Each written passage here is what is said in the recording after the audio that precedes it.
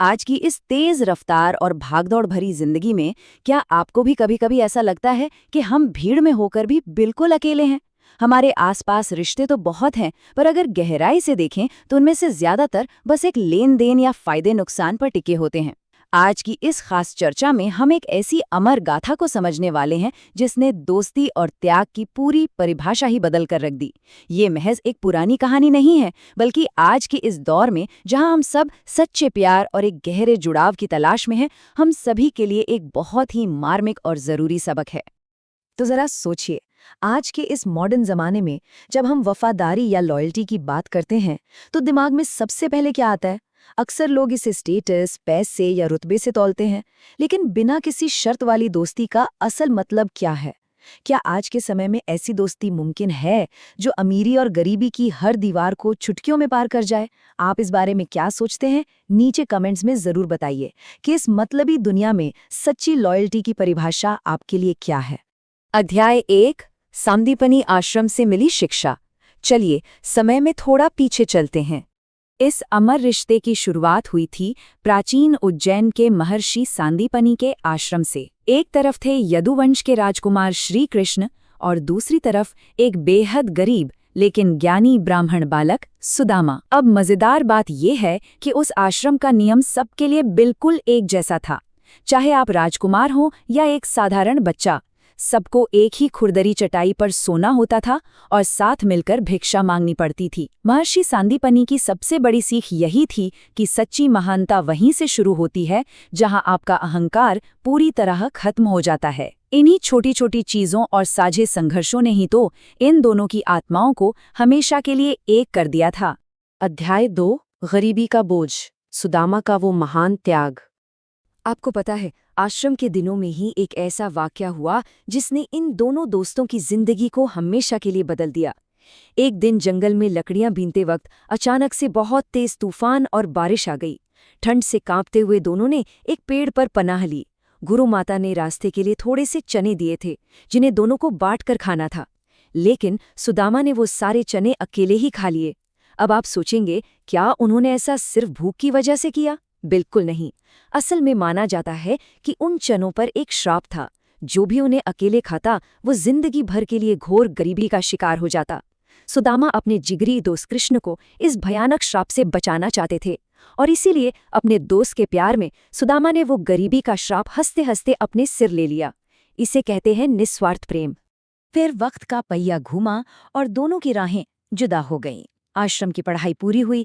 जहां एक तरफ श्री कृष्ण द्वारिका के वैभवशाली राजा बने, द्वारिकाधीश कहलाए, वहीं सुदामा अपने छोटे से गांव लौट गए। समय बीतता गया और उस श्राप के असर से सुदामा ने ऐसी भयंकर गरीबी देखी जिसकी हम और आप कल्पना भी नहीं कर सकते। एक ऐसी दर्दनाक स्थिति जहां घर की छत टूटी हुई थी और कई कई दिनों तक घर में चूल्हा तक नहीं जलता था। अध्याय 3, द्वारका की यात्रा, एक दोस्त से मिलने की आस। जब हालात बिल्कुल बर्दाश्त के बाहर हो गए और मासूम बच्चों को भूख से तड़पते देखा तो सुदामा की पत्नी सुशीला का दिल टूट गया। उन्होंने रोते हुए सुदामा से जिद की कि वो एक बार अपने बचपन के दोस्त द्वारका के राजा से मिलने जाएं।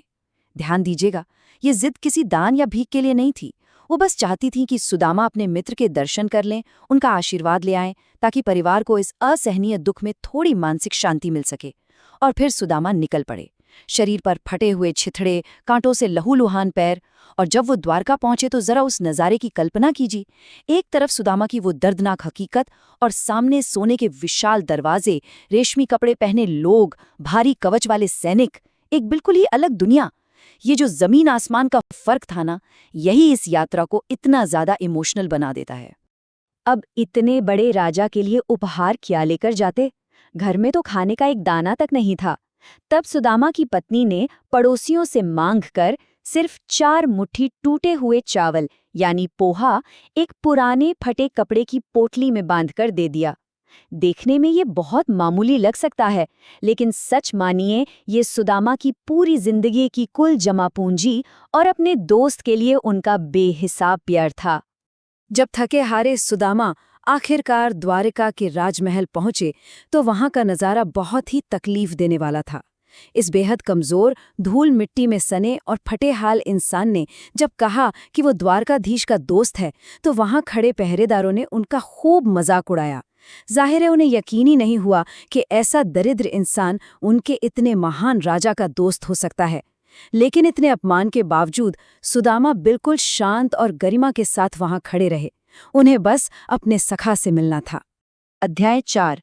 एक भावुक मिलन, जब सब कुछ छोड़कर दौड़ पड़े द्वारकाधीश। एक पहरेदार ने भरे दरबार में जाकर संदेश दिया कि बाहर कोई गरीब ब्राह्मण खड़ा है और अपना नाम सुदामा बता रहा है। और बस जैसे ही वो शब्द सुदामा श्री कृष्ण के कानों में पड़ा, मानो पूरे ब्रह्मांड का वक्त वहीं का वहीं ठहर गया हो। श्री कृष्ण ने अपना मुकुट, वो राजसी सिंहासन, सब कुछ उसी पल छोड़ दिया। पैरों में जूतियां तक नहीं पहनी और अपने बचपन के दोस्त से मिलने के लिए राजमहल के गलियारों में पागलों की तरह नंगे पैर दौड़ पड़े। अपने शांत स्वभाव वाले राजा का ये व्याकुल रूप देखकर वहां मौजूद मंत्री, सैनिक सबके सब बस हक्के बक्के रह गए। जब कृष्ण ने सुदामा को अपने सिंहासन पर बैठाया और उनके पैरों की तरफ देखा, जो कांटों से छलनी थे, खून बह रहा था, तो कृष्ण का दिल सचमुच फट पड़ा। महाकवि नरोत्तम दास जी ने इस पल को बड़ी ही खूबसूरती से लिखा है। देखी सुदामा की दीन दशा, करुणा करी के करुणानिधि रोए, पानी परात को हाथ छुयो नहीं, नैनन के जल सो पग धोए। मतलब कृष्ण इतने फूट फूट कर रोए कि सुदामा के पैर धोने के लिए जो सोने की परात में पानी लाया गया था, उसकी तो जरूरत ही नहीं पड़ी। साक्षात ईश्वर के बहते आंसुओं ने ही अपने दोस्त के घायल पैरों को धो दिया। ये मंजर सच में प्यार और दोस्ती की सबसे ऊंची मिसाल था। अध्याय 5। निस्वार्थता का कल। इस रुला देने वाले मिलन के बाद राजमहल में सुदामा के लिए 56 भोग लगाए गए। लेकिन सुदामा अंदर ही अंदर बहुत शर्मा रहे थे। वो सोच रहे थे कि इतने बड़े राजा को मैं ये 4 मुट्ठी टूटे हुए चावल कैसे दूं। वो अपनी फटी हुई पोटली को छिपाने की कोशिश कर रहे थे।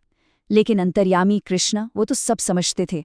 उन्होंने प्यार से वो पोटली छीन ली और जैसे ही मुस्कुराते हुए उन्होंने पहली मुट्ठी चावल खाए, उन्होंने चुपके से सुदामा को धरती की सारी धन दौलत दे दी। दूसरी मुट्ठी खाते ही स्वर्गलोक का सारा वैभव दे दिया। लेकिन जैसे वो तीसरी मुट्ठी खाने लगे तो देवी रुक्मिणी ने उनका हाथ पकड़ लिया। उनका इशारा था कि प्रभु, अगर आप सब कुछ दान कर देंगे तो क्या खुद को भी अपने दोस्त के अधीन कर देंगे। द्वारका में कुछ बहुत ही खूबसूरत दिन बिताने के बाद जब सुदामा के वापस जाने का समय आया, तो जानते हैं उन्हें क्या मिला? कुछ भी नहीं। उन्हें बिल्कुल खाली हाथ विदा किया गया। सोने चांदी का एक सिक्का तक नहीं। लेकिन सुदामा के मन में रत्ती भर भी शिकायत नहीं थी। वो अंदर से पूरी तरह शांत और खुश थे।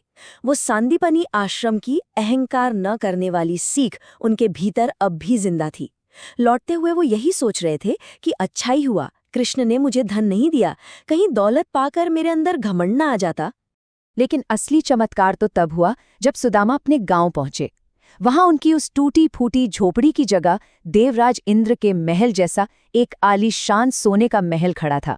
उनकी पत्नी सुंदर राजसी कपड़ों और गहनों में बाहर आई। सुदामा तुरंत समझ गए।